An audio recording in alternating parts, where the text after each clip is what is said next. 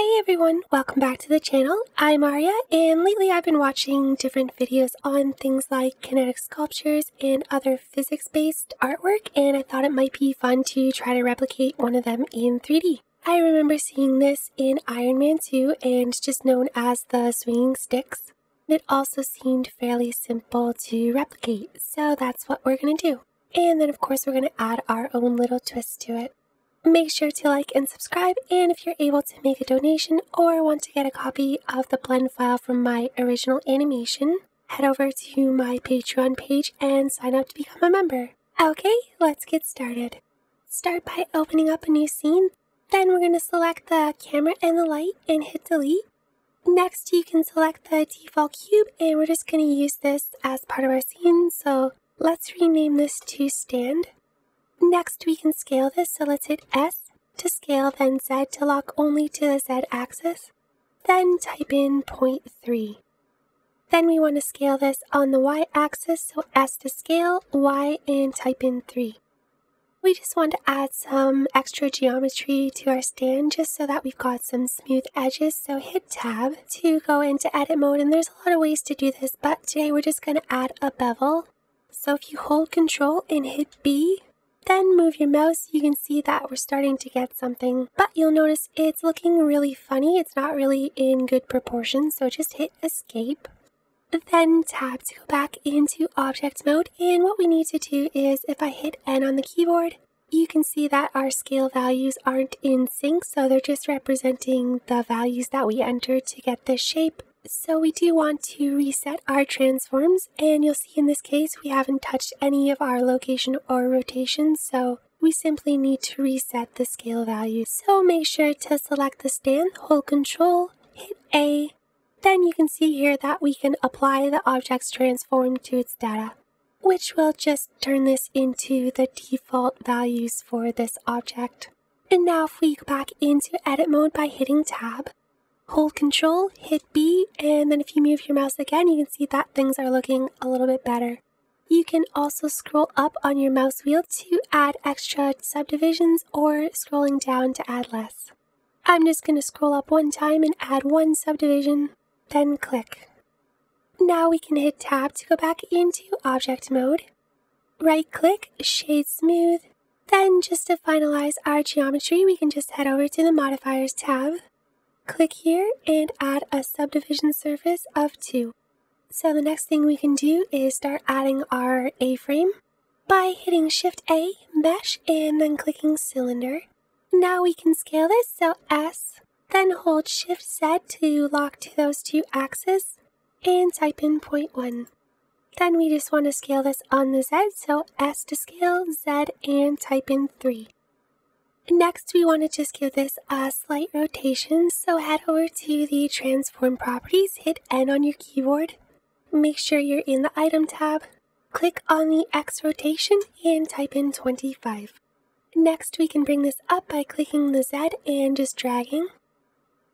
Then finally, we just want to bring this over, so in our Y location, we're going to type in 1.25. Right click and shade smooth. Now we can just quickly duplicate this, so hold Shift, hit D, hit Escape to leave it in place. Then to reverse the angle, all we need to do is add a negative in front of our Y location and our X rotation. So that should work just fine. You can see that there's a bit of overlapping here. I chose to leave it for mine just because it's barely noticeable, but if this bothers you, feel free to go in and fix this geometry. Next, we can select either of our cylinders, and we're just going to duplicate this again, so Shift D, Escape, then we just want to zero out our X rotation and our Y location. We also want to scale this a little bit on the Z axis, so the way I'm going to do that is just to click here and type in 7.5. Then let's bring this up, so G, Z, and we'll just drag this until our pivot point is about center with the apex of our frame. Now we do want to leave our pivot point there, but bring our geometry down, so the way we do that is hit Tab to go into edit mode. Then make sure everything is selected. If it's not, just hit A. Then we can hit G to move, and Z. And just drag this down until our bottom set of vertices is just above our stand. If you hit 3 on the numpad, you can go into right orthographic just to see a little better. So now tap to go back into object mode. Then I'm just going to hit 1 to go to the side view here. Hit G, X, and then just bring this out until it's just past the edge of the frame. Great, so now we just have one more to add. Let's click one of the original ones just because the pivot point is properly in the center. Hold Shift D, then hit Escape. Let's reset our Y value to 0, but let's set our X to 90. Then G, Z, and we can just bring this up. We do want to shrink this a bit, so I'm going to head over to the transform properties again. And under the dimensions, I'm going to change the Z to 5. We just want to make sure that we offset this a little bit as well. So again, hit tab to go into edit mode. A to make sure everything is selected. Then hit G, Y, and type in -0.3. Back into object mode, then 1 on the numpad. G, X, and we'll just bring this out in front the same way we did before. And set that in place. Awesome, so now that we've got our basics set up, we can start adding our rigid body world, which in our case will only be 3 different objects. So let's click the top cylinder here. By the way, we're going to just rename this to emitter, just because this is eventually going to be the thing that emits our particles, and it'll just be easier for us to find. And now just head over to the physics properties and click rigid body. Let's leave this as active. Set the mass to 2 and the shape to mesh. If you have a slower computer, you can set this to convex hull, or also cylinder would work. Next, we're going to click on our main cylinder here. Back into the physics, and we'll click rigid body again. You can leave all of this default except for the shape, which we're going to change to mesh or cylinder. If I go back to frame 1 and hit play, you can see that these things just fall. The reason for that is because we don't have anything to anchor them in place, so let's do that. So click on the emitter cylinder, shift, and then click the other cylinder. Then head up to the top here where you see object, go down to rigid body, and click connect. Now we've got this empty right here that has been turned into a constraint, so we just want to move that up just so that it's near our actual pivot point. So hit G, Z, and we'll just bring this up. Again, use one of your orthographic views if that helps. This doesn't have to be perfect, but it should be as close to the center as possible. Since we want this to be able to rotate on the center axis, we need to switch this from fixed to another option, and in this case, the thing we want to do is hinge, which will lock our rotation only to the Z axis, which you see is pointing straight up, so we need to change that as well. So make sure that you've got the constraint selected. We're going to hit R, Y, and you can type in 90. Then the final thing we need to do is just make sure that we parent our constraint to one of our objects just so that it follows the movement throughout the animation. So one more time, make sure that the constraint is selected. Then shift select our main cylinder, hold Control, hit P, and select object. If I hit play, it still falls because we need to attach our main cylinder. So again, back to frame 1. You could turn this into a rigid body and do this, but I found this to be a little bit glitchy. So let's add one more cylinder by hitting Shift A, mesh, and going to cylinder. Then we just want to make this nice and small so that it fits here out of sight. So R, Y, and 90 to rotate, G and Z to bring it up. Then we want to scale this quite a bit, so S, and type in 0.1. And that should work just fine. So what we need to do now is back into the physics. We're going to add a rigid body to our new cylinder. This time we want to change the type to passive just so that it stays in place. And switch the shape again to either cylinder or mesh. Finally, now we need to connect our main cylinder to our new cylinder. So select the main cylinder, shift select the new cylinder, head up to the left, click object, all the way down to rigid body and connect. Because we want to have this rotate, we need to go into the physics again and change our type to hinge. Then, just like we did before, we need to rotate our constraint, so R, Y, and type in 90. Since our things are sitting perfectly, they may not react to gravity right away, so I'm just going to rotate everything just a little bit. So just click on the main cylinder, type in RX, and hit 6. Then we just want to do the same for our emitter cylinder, so click on that, RX, and 6. Then we just need to bring our pivot point over, so we're going to hit G and hit Z 2 times. Which now, instead of moving on the global Z, we can move on the object Z axis and just bring this over until it lines up with our constraint. Back to frame 1, and then if you hit play, you can see immediately that we've got a nice swinging simulation. So hopefully you've made it this far, and you'll see that if I do hit play that our simulation is working very nicely, but it will slow down over time and lose speed. Whereas the actual swinging sticks sort of has this perpetual motion feeling to it. So I did look into it a little bit, and this product, it does have a battery inside here with a very strong magnet. What happens is this has a sensor, and once it indicates that it is going slower than it is supposed to, it'll add a magnetic charge to boost this and spin it all the way around, giving it the appearance of perpetual motion. So of course we can do that in 3D as well and get something very close to that effect. So back to frame 1, then Shift A, and we'll head all the way down to force field and click magnetic. GZ just to bring this up slightly just above the stand just so that we can see where it is. I tried to make sure that we all have the exact same simulation, but given the nature of most simulations and the way we're doing it, it's not exact, so yours may be different. But if I give you the basic idea, you should be able to figure out what we're doing with this magnet here. So the first thing I want to do is just set a base value of something like 1200, which is quite high, but that seems to be a good starting value. As well, we're going to add a flow of 1. Then for this animation, 250 frames is a little short, so I'm just going to do this all the way up to 1000. If I was to hit play, you'll see that we're going to run into an issue right around 250 frames. Which is our simulation just stopping. So what's going on here is we need to head over to the scene properties, open up the rigid body world, and this is where we control the length of our rigid body, and you can see here that our start and end frame are only set to 250, so let's change this to 1000.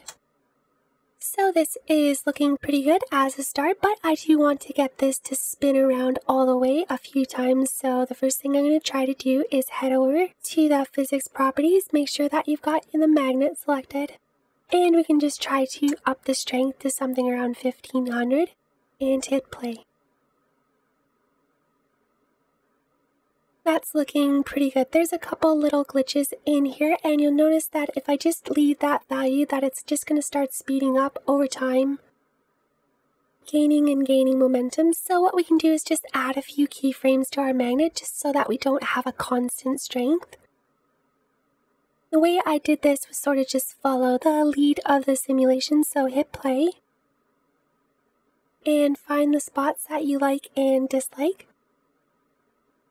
I like most of this. It's not perfect, but I do notice that at around frame 400, it starts gaining momentum and it won't slow down after that. So I'm going to go to frame 400, set a keyframe for the strength of our magnet, move forward about 15 frames or so, and then change the value down to around 1000 and set another keyframe. So again, what you can do is just simulate to a frame where you start to notice it losing a lot of momentum, and that's where you want to add some value again. So again, this is all looking really good. We're getting some nice height. But at about this point now, we're going to start losing our momentum. So around frame 600, I'm going to set a keyframe, head forward about 10 frames again, and let's set this back up to 1500 and set a new keyframe.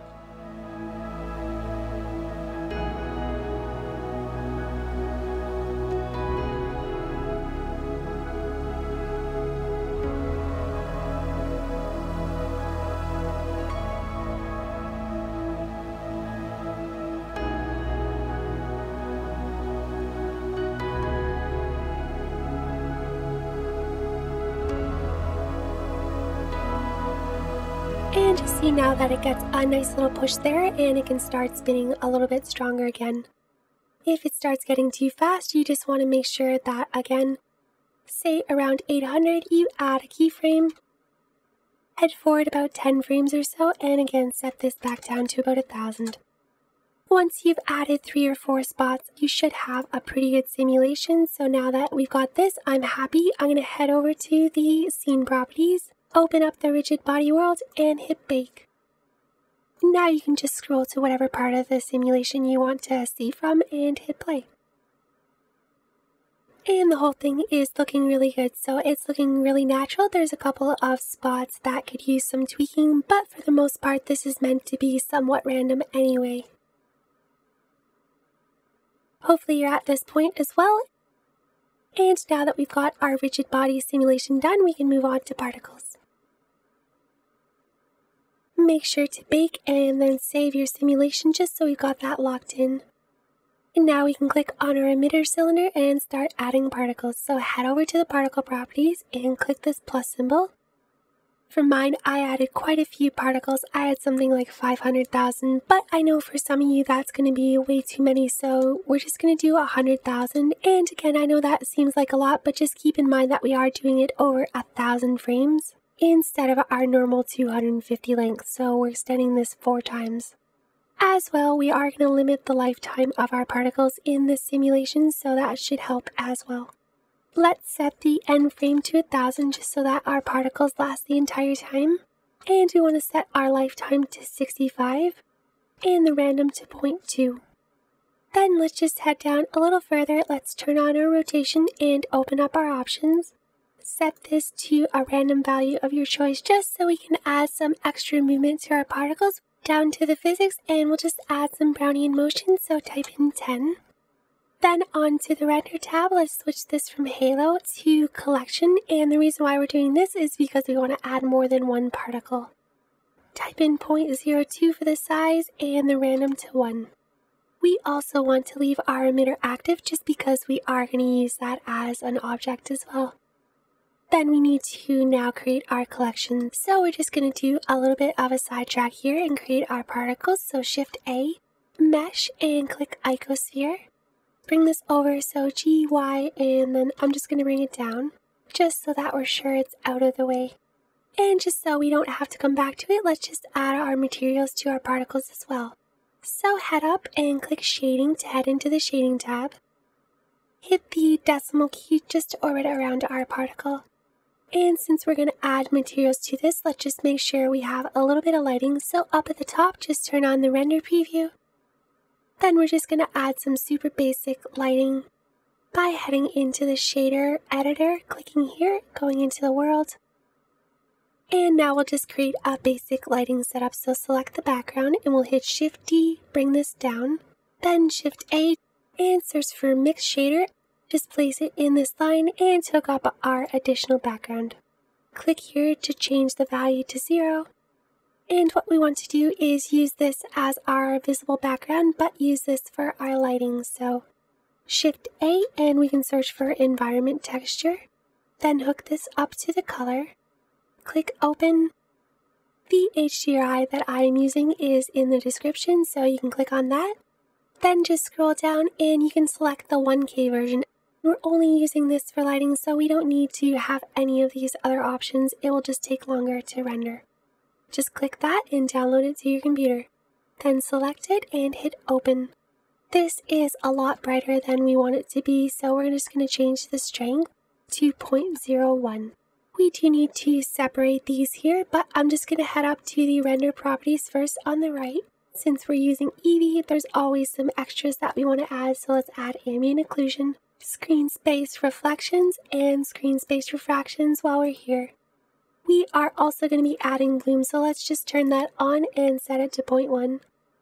Then almost at the bottom here, just open up the film properties and uncheck transparent. And now basically what we have here is both of these backgrounds mixing evenly into our shader and coming out, so we want to separate those by adding a light path. So Shift A, search, and type in light path. Select the first option and hook it into the factor.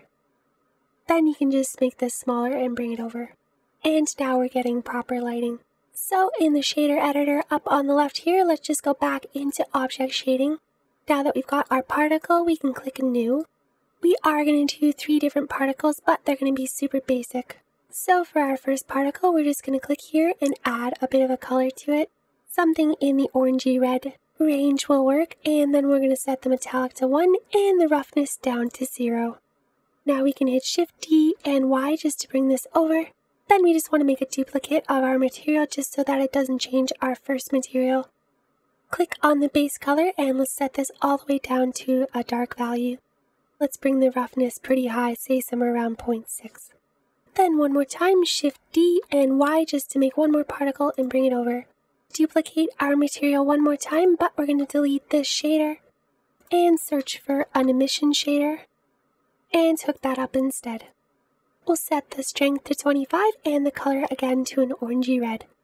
Now that we've got that, we can just quickly go back into flat shading, click and select all of these particles. Then there's 2 ways to do this. You can either right click and go to move to collection, or you can just hit M on your keyboard, then click new, and we want to name this something like particles. The name isn't important as long as you remember what it is. Then click OK. If I just show you in the collections here, you can see what we did is create a new collection and then dropped all 3 of these inside. I'm going to quickly jump back to layout. Now if I click back on the emitter and make sure I'm in the particles, we can scroll all the way down, click on the instance collection and select particles. If I was to hit play, you can see that they're kind of shooting out everywhere, and the reason why this is happening is because they're being affected by our magnet. So what we need to do is tell our emitter to only use forces from a specific collection. So back to frame 1, in the particle settings, scroll all the way down to the bottom, and you'll see something that says effector collection, and that's where we need to define which collection we want. So let's quickly add a new one by clicking on the scene collection and hitting the plus symbol. You can leave this to whatever name you want, it doesn't really matter. I'm just going to leave it at that. Then in our effector collection, I'm just going to select collection 3. Then if I hit play one more time, you can see that our magnet is no longer affecting our particles. Just quickly head back into the particle properties one more time. And for our gravity, we're going to type in 0.2, which will just have our particles hang in the air a little bit longer. I'm just going to quickly add one more collection. You don't have to do this, but I'm just going to name it constraints. Then just select both of these constraints and drop it inside just so that things aren't as confusing. Again, you can name all of these as well. I'm just going to leave them for now, but it is a good idea just because when you do get a larger scene, it can be very difficult to figure out which each one of these are. I do want to add some forces to our particle system, so I'm going to select collection 3. So that when I add something new, it will drop in there. And of course we know that our emitter is set to only use forces from this collection. So Shift A, force field, and let's click harmonic. Then we just want to bring this up right into the center because this will matter. So I'm going to just bring it right up around our main pivot point. Then jump into the physics properties. We can set the strength to 8, leave the damping to 1, and set the rest length to 2. Hit play and you can see now our particles are starting to follow our force. I'm going to add another force, so Shift A, force, and let's click turbulence. Make sure that this is in the center. This won't matter as much, but it will affect it slightly. Strength to 15, size to 0.35, and the flow to 2. This of course will just give our particles a bit of noise and it'll also help push them away from the center. Save and then hit play and you can see that now they're kind of noisy and it's pushed a little bit further away from the center.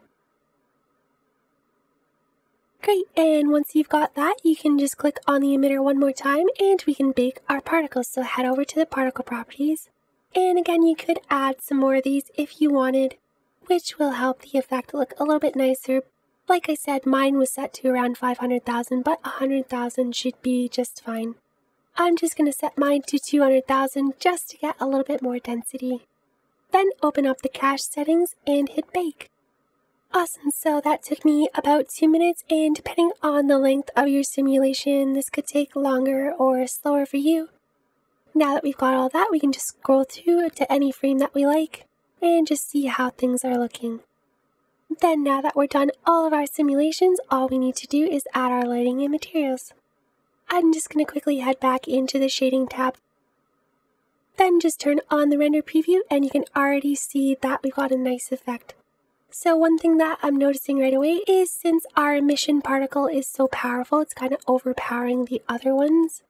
If I was to zoom in, you can see them, but I'd rather have a lot more of those than the emission particles. So I'm just going to click on the particle system, or you can click on the emitter here. Then if you go into the particle properties, you can just scroll all the way down and you'll see an option here called use count. So just turn that on. And this here represents all of our particles. So I know these in order, and this one is our emission particle. But just make sure that you've got the right ones selected. So you can see that I've got mine in order 1, 2, and 3. Then what you can do is you can select which particle you want to add more of. So I'm going to select the first particle and set this to something like 6 or 7. Then as well with the second one, I'm going to do the same thing.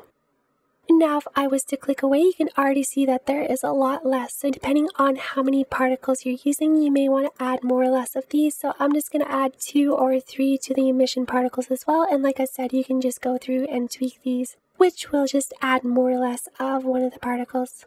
Awesome, so now let's click on our frame and we can just click new. Then just add a basic metallic material. So metallic to 1 and roughness to 0.2. We want to add the same material to the other side as well. So just make sure to name this something that you'll remember. I'm just going to do sticks, then click here. Open this and just select sticks. Click the main cylinder as well and we'll do the same thing, sticks. Then finally we'll do it to our emitter cylinder as well. So select that, then we'll add that same material. Select the stand, click new, and then we'll just bring the base value all the way down. And leave the rest the same. In my animation as well, I had a different color tip on this cylinder here, so I'm just going to select it. Then hit tab to go into edit mode, and we just want to add a little extra geometry to the end here. So hold control, hit R. Then when you see that guide, just click and then we'll drag this all the way down. You can zoom in or just hit the decimal key just to zoom in to this end. Now you want to go into face select mode and select all of these faces. So I'm just going to hit Alt and click this to select that edge loop, then Shift and click the end. Then if I just go into the material properties, we've got our sticks material, but if I click this plus, it will add a new material for us. We can click assign, new, and then add an emission. So let's select here, click emission, set the strength to 25 and the color to blue. Then back into object mode.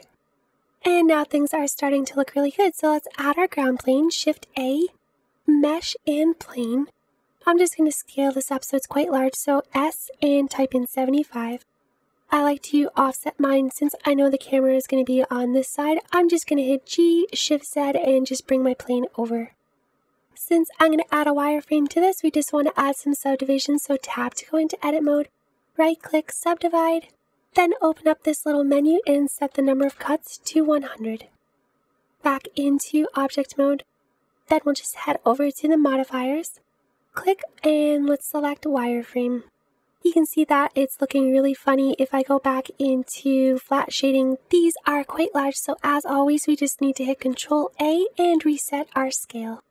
By default, the wireframe will remove the original geometry, so we want to uncheck that so that we've got both our floor and our ridges. Then we can set the thickness to 0.1.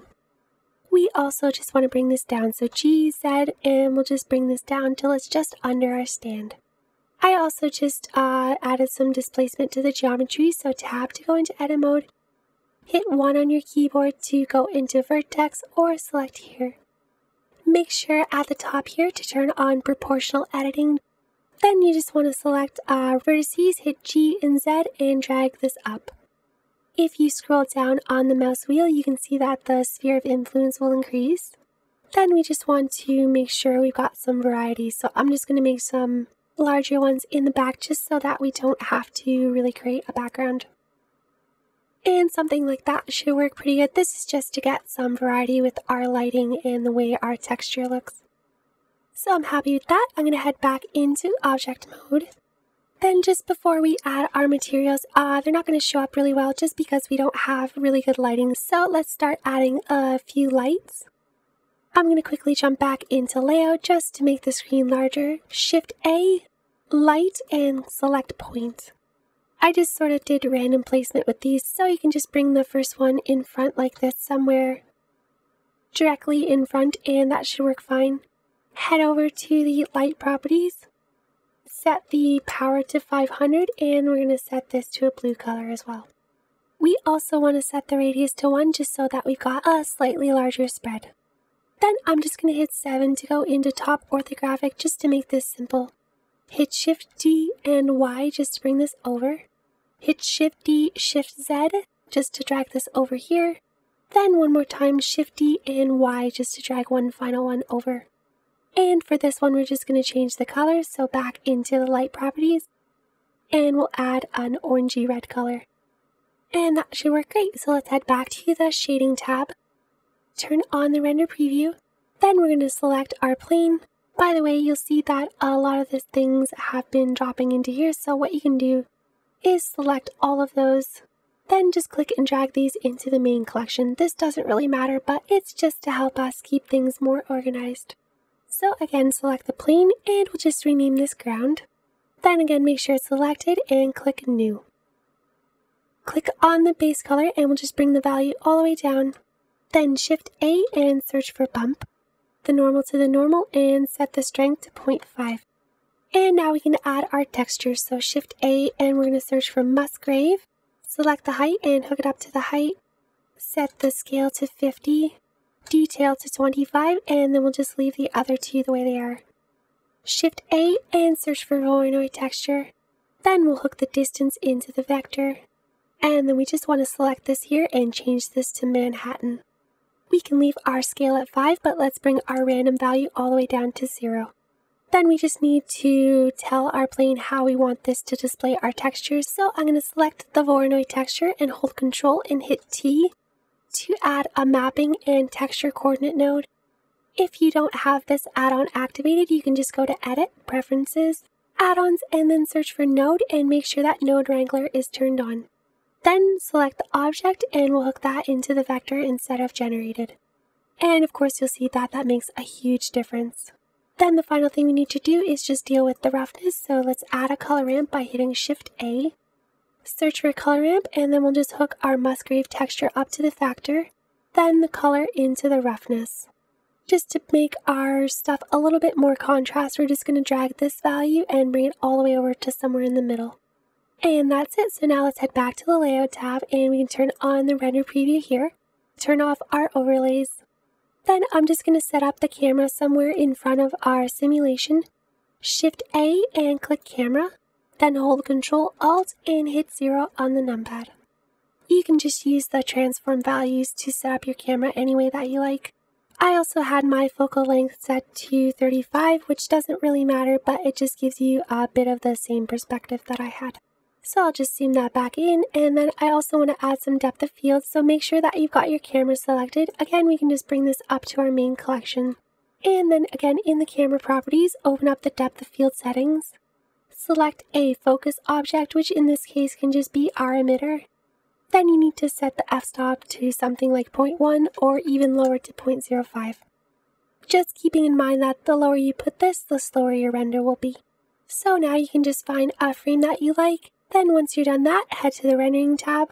If you're using motion blur with Eevee, make sure to go into this and add some more sub-steps. At least 5 or 8 should work fine. Render and render image. Make sure to like and subscribe if you enjoyed this tutorial, and again, if you're able to support me with a donation, make sure to head over to my Patreon page and sign up to become a member. Okay, I'll see you soon. Bye!